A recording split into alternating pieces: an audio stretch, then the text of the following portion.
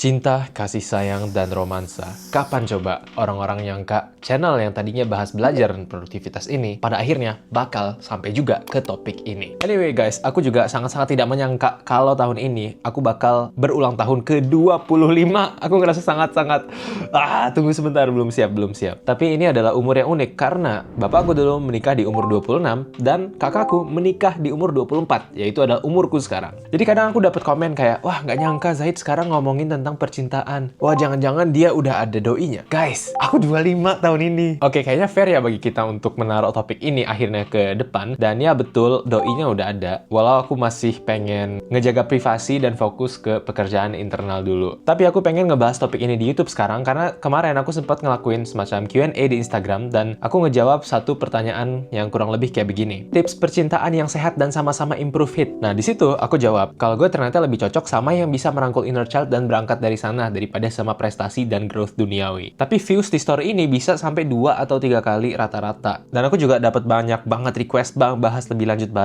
Nah, kita coba bahas di video kali ini. Anyway, pendapat-pendapatku ini lebih kayak ke pembelajaran yang pengen aku share terkait dengan topik ini. Ini nggak bakal jadi ya semacam posisi di mana aku adalah suatu guru yang tahu semuanya kayak mungkin beberapa video-video sebelumnya. Karena ini emang topik yang sangat-sangat susah buat dibahas ya. Dan aku tahu juga banyak dari kita yang udah males denger-denger teori dan pembahasan-pembahasan kayak begini, dan kita cenderung pengen ngelihat sesuatu yang dipraktekin. Cuma kayaknya nggak ada salahnya kita ngeproses pikiran kita, kayak berefleksi, dan juga mencoba untuk memahami apa sebenarnya yang sedang terjadi, kenapa kita kayak diri kita sekarang. Nah, pas aku bilang ini, kalau gue ternyata lebih cocok sama yang bisa merangkul inner child dan berangkat dari sana daripada sama prestasi dan growth duniawi, banyak banget yang nanya follow up-nya, bang, itu artinya apa? Banyak juga yang bilang bahwa dirinya setuju sama statement ini. Tapi ini kan pertanyaan yang open-ended ya.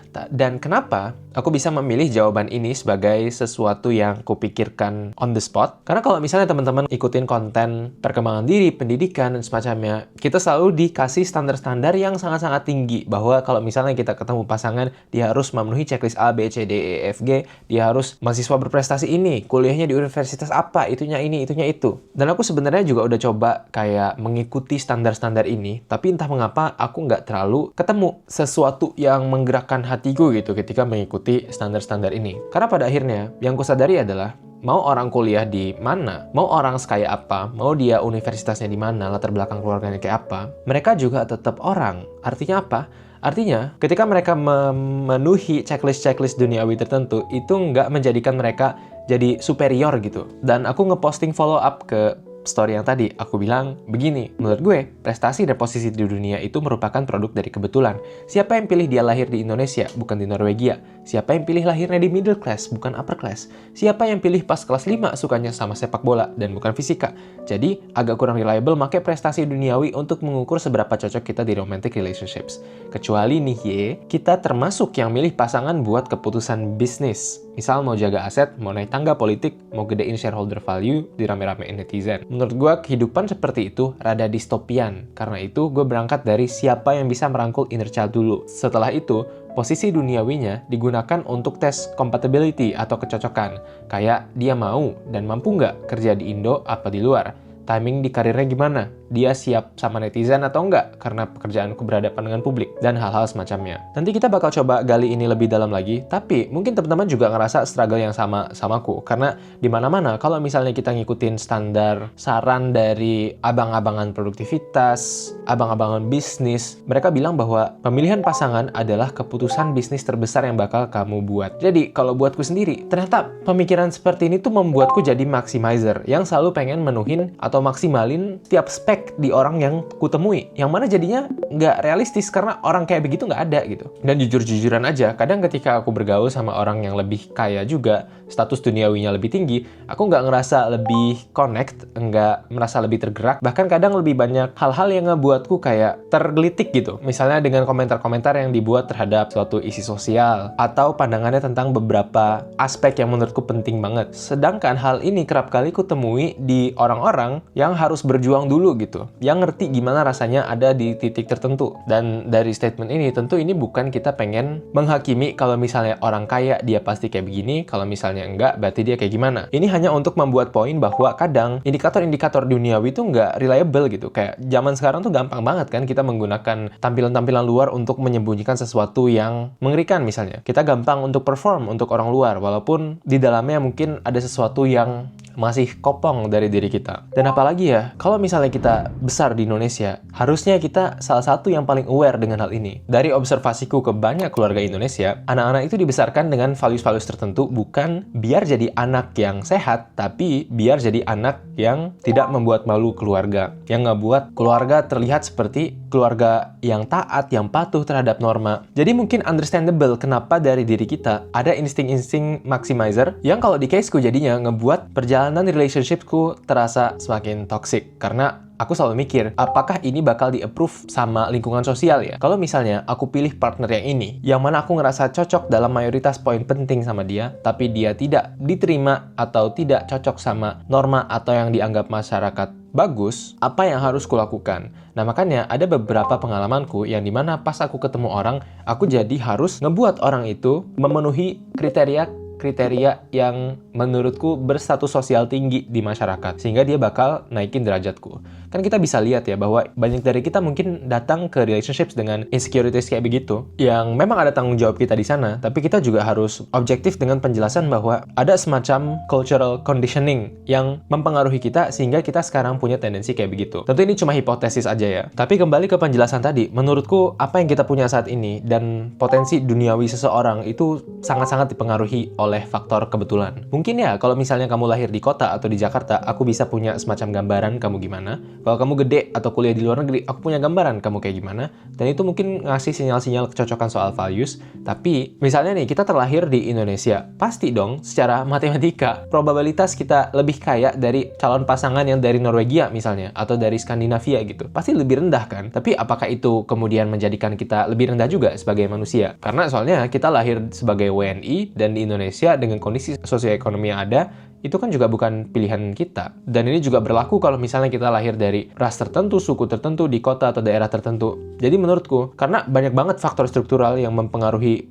keberhasilan duniawi seseorang, agak lucu aja kalau misalnya kita akhirnya milih partner hanya karena misalnya dia berprestasi apa, dia bisa mencapai apa. Karena yang gue tahu dan kita observasi, kayaknya semua elemen-elemen ini pada akhirnya bakal expire nggak sih? Maksudnya kalau misalnya kita berpasangan sama orang yang prestigious sekalipun, sekalinya kita udah sama orang itu, kan nanti kita bakal terbiasa juga. Dan kita bakal cari lagi apa pembeda status sosial selanjutnya. Jadi memang agak susah ya buat nentuin pasangan gara-gara aspek ini. Sama juga dengan ide tentang kita bakal milih seseorang yang harapannya bakal membersamai kita seumur hidup. Jadi rasanya, sekalinya kita milih orang ini, kita nggak boleh salah sama sekali. Nah buatku, ini jadinya ngasih peran yang terlalu besar terhadap pilihan pasangan ke bagaimana aku hidup sehari-harinya. Apa yang terjadi? Kalau misalnya aku lagi struggle dengan keseharian dan pekerjaanku misalnya, aku lagi ada insecurities tentang sesuatu, biasanya pasangan ini jadi tumbalnya. Mungkin di alam bawah sadar kita mikir, oh kalau misalnya kita milih partner yang lebih baik, kayaknya kehidupan kita yang lebih baik.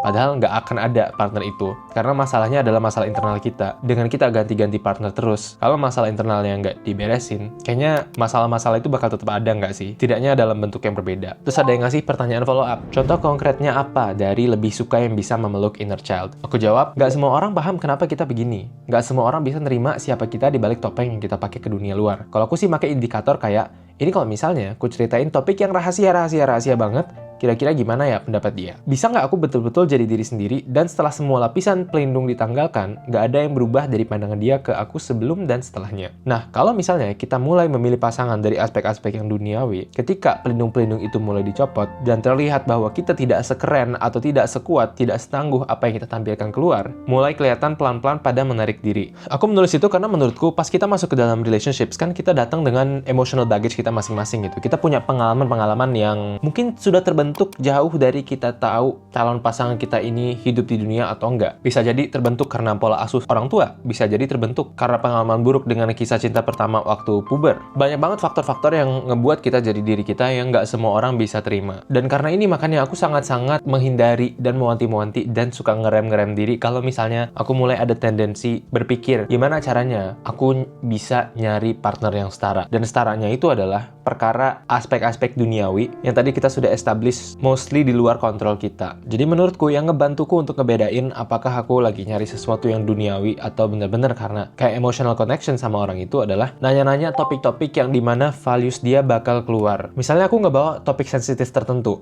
Aku tanyain, gimana pendapatmu tentang pembagian tugas dalam rumah tangga? Gimana pendapatmu tentang boykot-memboykot? Apakah kamu setuju? Enggak? Di tengah-tengah? Dan berapa persen? Gimana pandanganmu tentang agama? Gimana kalau misalnya aku nggak bisa jadi sosok imam? Nah ini menarik karena kita jadi dianterin ke poin selanjutnya. Ketika ada yang ngirim pertanyaan, Bang, kalau mutusin cowok padahal baru seminggu pacaran gimana ya? Dan di sini dengan wajah seperti ini aku bilang, pasti karena konflik batin gegara mau ngikutin ajaran agama tapi bingung di tengah dunia yang terglobalisasi. Dan pas aku bilang itu banyak yang reply sambil kita ketawa, Bang ini gue banget lagi relate banget. Bang kalau bisa baca pikiran gue. Karena ya hampir semua orang yang gede di Indonesia bakal ngalamin struggle seperti itu. Sebenarnya nggak di Indonesia juga sih, tapi kalau misalnya dia digedein di lingkungan yang agamis, ada potensi ya dia bakal punya struggle kayak begitu. Aku juga punya struggle ini pada awalnya, tapi aku menyadari satu hal, struggle atau konflik batin tentang ini, itu bukan karena kita mau ngikut jalan yang satu atau jalan satunya lagi, tapi karena kita berdiri di tengah-tengah dan ada ambiguitas. Jadi kita memegang posisi moral ini, tapi kita sadar kita mampunya kayak begini, dan ini selalu bertempur satu sama lain. Karena kalau ngomongin POV agama, semua orang udah tahu dan itu nggak bisa didebatin lagi. Tapi yang ngebuatku merasa stabil secara psikologis adalah dengan nentuin sebenarnya aku mau ngambil posisi yang mana. Yang ketika aku nentuin itu, aku komit dan nggak perlu mempertanyakan moralitasku lagi. Nah mungkin ini terbantu karena tahun lalu aku ngalamin fase religious questioning terdalamku yang pertama dalam hidup kayaknya. Dimana sekarang otak dewasaku udah hampir sepenuhnya jadi dan aku mulai bisa reasoning yang sebelumnya nggak bisa aku lakukan. Dan salah satu buah dari fase questioning ini adalah kejelasan tentang topik love dan relationships. Kenapa ada orang yang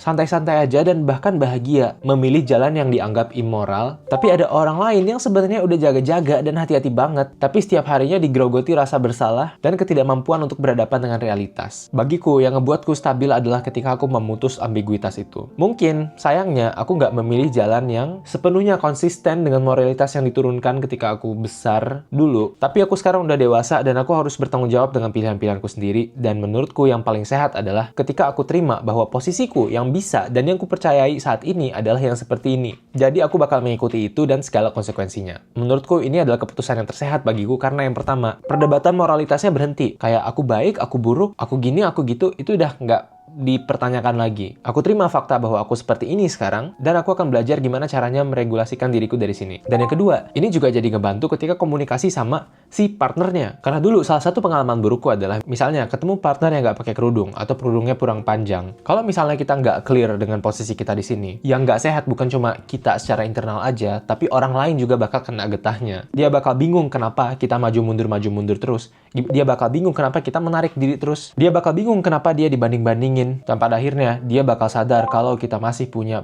banyak PR internal yang harus dikerjain. Jadi ya menurutku it's tough. Kita tinggal di masyarakat yang semakin kesini semakin terglobalisasi. Di saat yang bersamaan kita juga datang dengan ekspektasi-ekspektasi norma dan kultural yang diturunkan. Mungkin aku juga pelan-pelan baru bisa mulai diferensiasi diri alias memilih valuesku sendiri. Itu ketika udah mulai independen, cari kerja dan tinggal sendiri. Karena pada akhirnya untuk pertama kalinya aku bisa menentukan values apa yang pengen ku hidupi yang bukan turunan dari lingkungan atau keluarga. Mungkin yang ngebuat ini terdengar seram bagi banyak orang di Indonesia adalah karena ketika ia mengambil posisi moral yang salah, potensi konsekuensinya tuh cukup gede. Karena kalau misalnya di caseku, aku nggak diterima sama lingkungan di Indonesia, aku masih punya lingkungan di luar yang nggak bakal mempertanyakan apa-apa tentang diriku. Nah, mungkin caranya untuk bisa diferensiasi diri ketika masih di Indonesia adalah dengan ngebangun identitas-identitas lain dan perasaan bahwa kamu mandiri, bahwa kamu juga adalah manusia dengan sendirinya. Dan mungkin salah satu privilege yang aku dapetin setelah tinggal di negara barat dan di negara-negara timur, aku jadi bisa ngegabungin aspek-aspek yang menurutku sehat dari sana dan aspek-aspek yang menurutku pengen ku keep dari sini. Menurutku di Indonesia kita sering banget memoralisasi setiap hal. Artinya kita selalu melihat sesuatu keputusan yang orang ambil terus nilai baik buruknya dalam artian is this person good or evil gitu. Kayak misalnya kalau orang tinggal sendiri dianggap kesepian dan dianggap kegagalan moral karena nggak bisa hidup bersama. Dan banyak juga hal-hal di Indonesia yang datanya tidak mengkomunikasikan hal yang sebenarnya. Kayak sering banget. Kenapa kalau misalnya hubungan-hubungan di barat sehat, angka perceraian tinggi misalnya? Ya karena kalau di barat orang dapat kebebasan buat mundur dari